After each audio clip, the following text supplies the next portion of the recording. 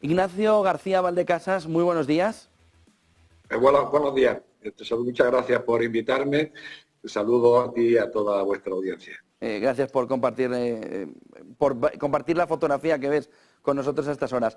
¿Qué fotografía estás viendo una vez que se ve que esta mañana dice ya la opinión pública estadounidense, dice Bloomberg, por ejemplo, si la diplomacia sigue fallando, 2 portaaviones?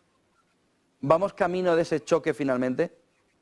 Bueno, yo espero que no, y creo que por el momento el riesgo existe, pero es un riesgo limitado, porque a los actores externos, especialmente a Irán, no creo que en este momento le interese un conflicto generalizado en Oriente Medio, aunque podría producirse, y sobre todo a su patrón, a China, que no desea bajo ningún concepto que se ponga en peligro el suministro de petróleo iraní y que pueda cerrarse la vía de comunicación del estrecho de Hormuz.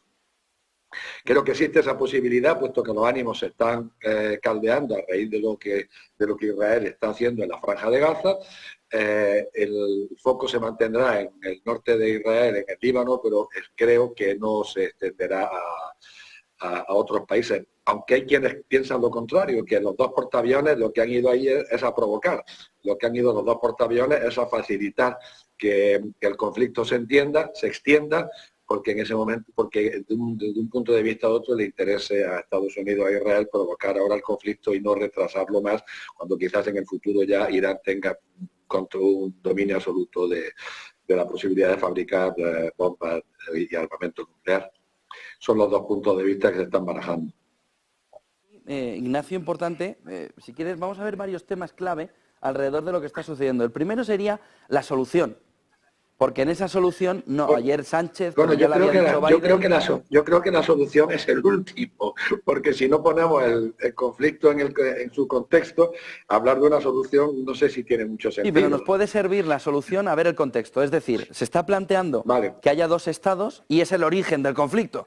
Es decir, porque ya se ha intentado en Camp David, ya se ha intentado en varios momentos desde 1948 llegar a esa solución de 2 estados. Y por ejemplo, Arafat estuvo sentado para firmar en Camp David. Entonces, vayamos si quieres al contexto, pero con la mirada puesta en por qué vuelven otra vez con los 2 estados si tantas veces ha estado tan cerca de estar en los 2 estados. Bien, yo desde que ingresé en la escuela diplomática en 1976 he visto bastantes cosas extraordinarias, y esta es una de ellas. La solución de 2 estados en teoría es la mejor. Lo que ocurre es que está muerta. La solución de 2 estados está muerta desde el momento en que la comunidad internacional permitió que a los territorios ocupados palestinos se instalaran 1 millón de colonos judíos, que hace imposible la creación de un estado palestino. Pero es que además la solución está muerta y en realidad murió cuando asesinaron a Isaac Rabin. Lo que pasa es que no nos hemos enterado y la gente se aferra a sus deseos y a de que la solución de 2 estados siga vigente. Pero lo más extraordinario es que desde el primer momento la solución de 2 estados se estaba diseñando de una manera que era imposible, porque los países OTAN, con Estados Unidos a la cabeza, decidieron que se reconocía a la parte fuerte, Israel, y que a la parte débil, Palestina, se le reconocería cuando llegara a un acuerdo con la parte fuerte, con Israel. En ese caso, ¿qué interés tiene la parte fuerte en llegar a un acuerdo? No tiene ningún interés. Por lo tanto, no reconocíamos a Palestina hasta que llegaran a un acuerdo entre ellos. Sí reconocíamos a Israel, que era la parte fuerte. O sea, que ya estaba muerta desde el inicio porque era una forma de hacerse trampas al solitario. En cuanto al reconocimiento de Palestina, hubiera ayudado, yo creo que ya es demasiado tarde. El Partido Socialista Español lo tenía en su programa electoral de manera taxativa en los años anteriores a 2017, que en cuanto llegaran al gobierno reconocerían al Estado de Palestina, como hizo Suecia, con independencia de lo que hiciera la Unión Europea y sus Estados miembros. Y ahora, luego, en el 2014, el Congreso decidió una proposición no de ley que se debía reconocer al Estado de Palestina. Y todavía pues seguimos mareando la perdiz, lo cual pues la verdad es que son cosas verdaderamente extraordinarias. Por un lado, la responsabilidad de la comunidad internacional y por otro nuestra política interior. En ese entorno, Ignacio, el otro punto fundamental sería saber si ya venía de un conflicto, de una guerra de casi 100 años, cuál es el punto y sobre todo cuál es el next step que se puede tomar para evitar que el conflicto escale a nivel Oriente Medio, porque el otro punto fundamental es entender por qué todo Oriente Medio estaría implicado en el conflicto, ¿no? Ya, si no se conoce la historia, pues se puede pensar que el ataque de Hamás, que es un crimen de guerra o un atentado terrorista, según de la posición en la que habla se sitúe, o un crimen de guerra o un acto terrorista. No se entiende si no se le pone en un contexto que en realidad, en mi opinión, la guerra empezó en 1936, con la primera sublevación palestina contra el mandato británico, porque había abierto las puertas a la inmigración judía, la población judía que había pasado de un 4% a un 30% en 20 años. El problema había empezado antes, el problema había empezado cuando Europa y sobre todo el Imperio Británico decidió apoyar la creación de un hogar nacional judío y posteriormente un Estado judío en Palestina. Pero el conflicto, la guerra, la primera sublevación empieza en el año 36, que tiene como consecuencia descabezar al pueblo palestino, que se quedó sin dirigentes y sin representación política para cuando llegó el conflicto verdadero, que fue la división del país por Naciones Unidas. Todas las guerras que ha habido entonces tienen un hilo conductor, tienen el mismo hilo conductor, y esta última pues también. Es un contexto de un enfrentamiento producto de la creación del Estado de Israel y del enfrentamiento de Palestina, que no aceptó al principio la creación del Estado de Palestina, y cuando ya lo aceptó ya era demasiado tarde para llegar a una solución. El otro debate fundamental de los últimos días es cómo puede ser que Israel no supiera y su inteligencia, su departamento de inteligencia, no hubieran encontrado que se iba a producir el ataque. Si lo sabía, si no lo sabía, en ese debate han pedido perdón ya. Saben que hay una parte de inteligencia hacia afuera, una parte de inteligencia hacia adentro, Mossad, la inteligencia interior. ¿Cómo podía ser que Israel no tuviera esa información de que iba a ser atacada? Aquí hay que distinguir con mucho cuidado entre los hechos, lo que sabemos, y lo que presuponemos o analizamos.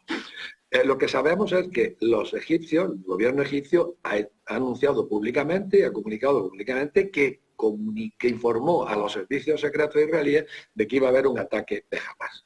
También sabemos que el presidente del Comité de Relaciones Exteriores del Congreso americano incide en la misma tendencia, que hubo información a los servicios secretos israelíes. También sabemos que los servicios secretos israelíes han pedido disculpas y han reconocido que hubo un fallo de inteligencia.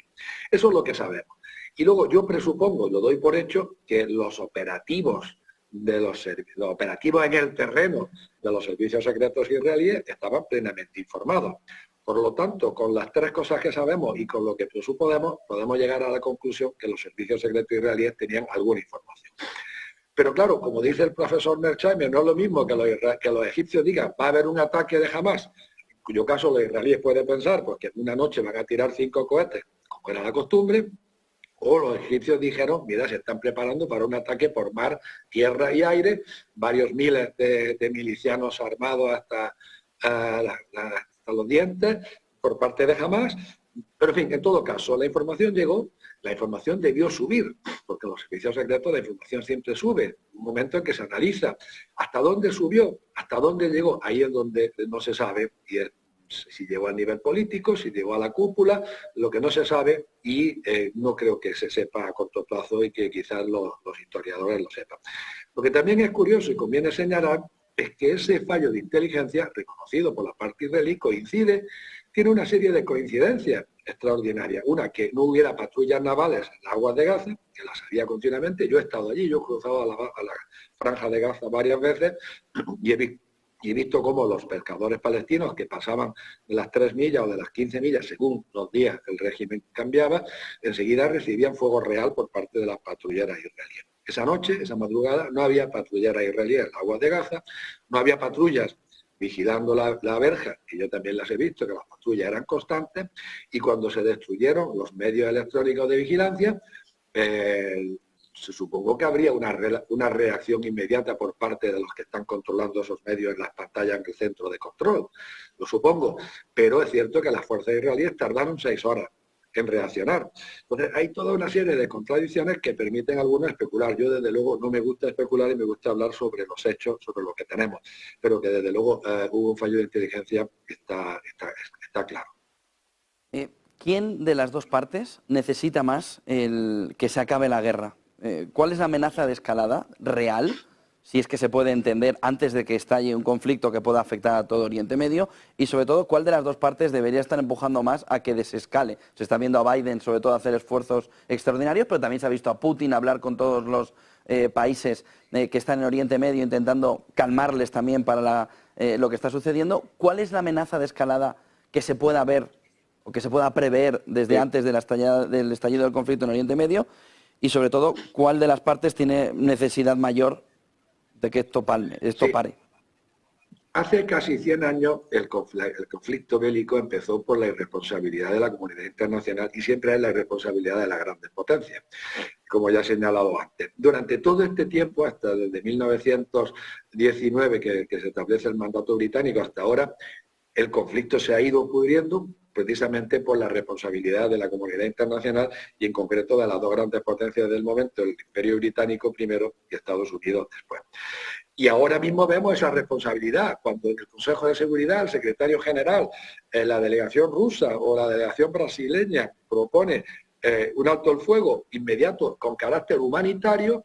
En el caso de la propuesta, bueno, en el caso del secretario general nadie le hace ni caso, prefiero ahorrarme el adjetivo que acompaña al sustantivo caso. En el caso de la propuesta rusa fue vetada por Francia, el Reino Unido y por Estados Unidos porque no condenaba la actuación de Hamás. Cuando se está pidiendo un alto el fuego, entonces habría que hacer una redacción para ver si se condena esto, si se condena lo otro. Y luego finalmente la propuesta brasileña, que ya era más modesta, que no quería un alto el fuego, sino una simple pausa humanitaria, fue vetada en el Consejo de Seguridad por Estados Unidos. Biden ha conseguido que Israel permita que los egipcios abran el paso de Rafah, que es un pequeño paso que la franja de Gaza se comunica con Egipto, en la parte sur-occidental. Y eso ha sido, yo creo que algo positivo, pero debería irse rápidamente un alto el fuego. A la parte que más le conviene el alto el fuego en este momento es lógicamente a la parte palestina, puesto que están muriendo miles de personas, la mitad de los cuales niños. Según Save the Children ayer en televisión española, más de la mitad de los muertos son niños y ya van cerca de 2.000 niños muertos por los ataques aéreos israelíes, que en los 6 primeros días conviene recordar que tiraron 6.000 bombas teledirigidas de precisión, 6.000 al día, sino para comprender la magnitud del horror al que estamos asistiendo, debemos saber, por ejemplo, que en una superficie similar a la Franja de Gaza, que son 300 kilómetros cuadrados, en la guerra de Ucrania, de ese tipo de armas inteligentes teledirigidas de precisión, Rusia tira 25 o 30 al día. Rusia tira 25 o 30 al día, mientras que Israel en los primeros días tiró 6.000 bombas de ese tipo. El alto fuego es fundamental porque se está produciendo una auténtica carnicería. No va a haber perdonadme que os sea sincero, yo soy un pesimista que según algunos definen como un realista bien informado, no creo que vaya a haber solución al conflicto a corto ni a medio plazo. La comunidad internacional y las potencias lo que tienen que hacer es obligar a las partes a hacer una administración más o menos razonable del conflicto para que sufran lo menos posible los inocentes, la población civil y especialmente las mujeres, las madres y los niños. Pidió ayer a Netanyahu que evitara la rabia posterior a lo que ha sucedido y que evite errores cometidos por Estados Unidos tras el 11S. ¿A qué errores se refiere y sobre todo ese mensaje? Pues, no sé si te ha llamado la atención. Sí, me ha llamado la atención, pero la verdad es que no sé a qué errores se refiere. Hombre, los errores dramáticos que estamos todavía pagando, por un lado fue la invasión de Irak, que ha sido terrible, y se nos olvida la invasión de Irak cuando hacemos el análisis de la invasión de Rusia de Ucrania. La invasión de Irak con los centenares de miles de muertos, la destrucción de un país, la destrucción de un Estado, sí, y que luego además no era falso, como ya dijeron los especialistas de la Agencia Internacional de Energía y los observadores internacionales con aquel sueco enfrente, creo que se llamaba Flick, que no había armas de destrucción masiva, como luego se demostró que no había armas de destrucción masiva, y cuando Tony Blair y Bush nos aseguraron que podían estar disponibles en 45 minutos y tirárnoslas a todos en Europa y en Oriente Medio. Y en Afganistán, pues los errores, yo creo que ha sido un continuo error. que ha sido un continuo error desde el inicio, que tenían que haber protegido al único líder opositor, ya me falla la memoria, el líder opositor que estaba refugiado en el norte de Afganistán, que era la única fuerza que estaba haciendo frente a los talibanes y lo dejaron que lo asesinaran los talibanes. Yo creo que a partir de ahí toda la intervención norteamericana en Afganistán ha sido un puro error o una sucesión continua de errores. Y claro, pues han tenido que irse con el rabo entre las piernas, como ya les ocurrió en otras ocasiones, como le ocurrió en Vietnam. Entonces, no sé exactamente a qué errores se refiere el presidente Biden, pero desde luego se puede, los que no tenemos el conocimiento exacto de lo que se refería, y la opinión pública hay un amplio abanico de donde elegir múltiples errores, tanto en Irak como en Afganistán. Muchísimas gracias por acompañarnos. Ignacio García Valdecasas ha sido cónsul general de España en Jerusalén y embajador también de España en Rusia. Ha sido un placer poder conversar contigo, con usted. Sí, fui encargado de negocios y ministro consejero. Yo fui embajador en Paraguay, en Chipre, y representante en Palestina, no embajador, porque no reconocemos, somos de los pocos países que no reconocemos a Palestina junto con el resto de los Estados miembros de la Alianza Atlántica, de la Unión Europea y de sus socios, aliados y países candidatos, con la excepción de Suecia, que sí lo reconoció a pesar de que no hubiera una decisión común por parte de la Unión Europea. Don Ignacio, buen día y buen negocio. Muchas gracias. Muchas gracias a vosotros, a vuestra disposición. Son las